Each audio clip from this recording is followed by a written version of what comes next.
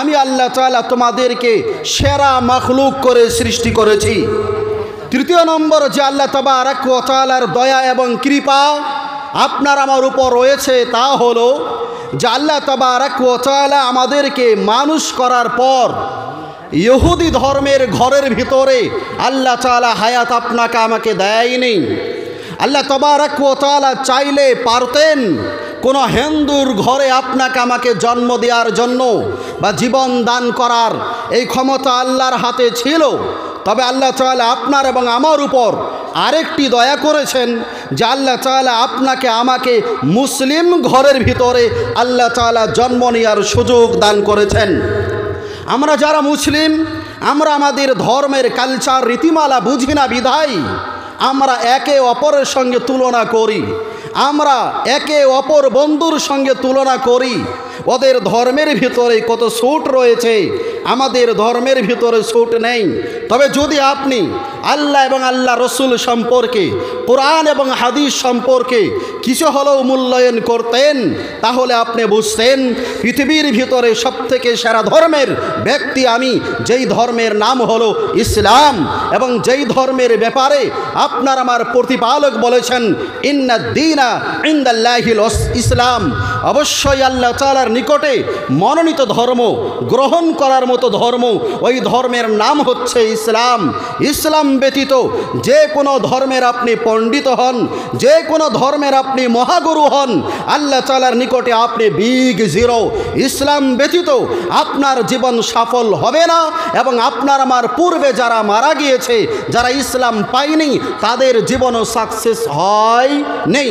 তো সুতরাং যে আল্লাহ রাব্বুল আলামিন আপনার আমার উপর অগণিত নিয়ামত দিয়ে আপনাকে আমাকে এই পৃথিবীতে বেঁচে থাকার সুযোগ এবং তৌফিক দিয়েছেন, এবং কি যে আল্লাহ রাব্বুল আলামিন আমাদের সবাইকে এই রাত্রির ভিতরে, এই গজনীতে, অন্ধকার রাত্রে আরামের বিছনাকে ত্যাগ করে আল্লাহর ডাকে সাড়া দেওয়ার জন্য শুধুমাত্র আপনাকে, শুধুমাত্র আমাকে নির্বাচন করে করে, সিলেকশন করে করে যে আল্লাহ রাব্বুল আলামিন তার কোরআনের বৈঠকের ভিতরে বসার আল্লাহ তাআলা সুযোগ দিয়েছেন, আমরা সেই প্রতিপালকের একটিবার শুকরিয়া আদায় করি।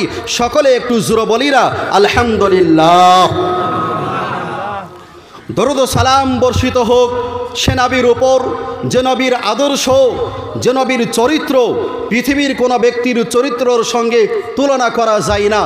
যে রাসূলকে নিয়ে আমার প্রিয় শায়েখ ফদিলাতুল শায়েখ মাওলানা মতিউর রহমান মাদানী সাহেব তিনি কিছু আলোচনা করেছিলেন আল্লাহ রসুলকে নিয়ে, যে আল্লাহ তাবারক ওয়া তাআলা আপনার আমার প্রিয় রাসূলকে কেমন আদর্শ দিয়েছেন। যে রাসূল সম্পর্কে আল্লাহ তাবারক ওয়া তাআলা পবিত্র কোরআনে বলেছেন ওয়া ইন্নাকা লাআলা খুলুকিন আযীম, হে রাসূল আপনি মহা চরিত্রর মালিক। আপনার মতো চরিত্রবান পিতা, আপনার মতো চরিত্রবান নেতা, আপনার মতো চরিত্রবান সন্তান, আপনার মতো চরিত্রবান বিচারক এই পৃথিবীতে আমি আল্লাহ তাআলা আপনার পূর্বে কাউকে সৃষ্টি করি নেই।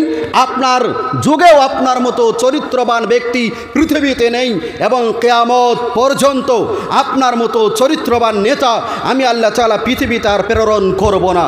শুধু তাই নয়, যে রাসূল সম্পর্কে আল্লাহ তাবারক ওয়া তাআলা বলেছেন ওয়ামা আরসালনাকা ইল্লা রাহমাতাল লিল আলামিন, হে রাসূল আপনি একজন সাধারণ ব্যক্তি নন, আপনি এমন একজন ব্যক্তি যা আপনার চরিত্রের ভিতরে, আপনার আদর্শের ভিতরে গোটা মানব জাতির জন্য কল্যাণ রয়েছে। আপনি গোটা মানব জাতির জন্য শুধু নয়,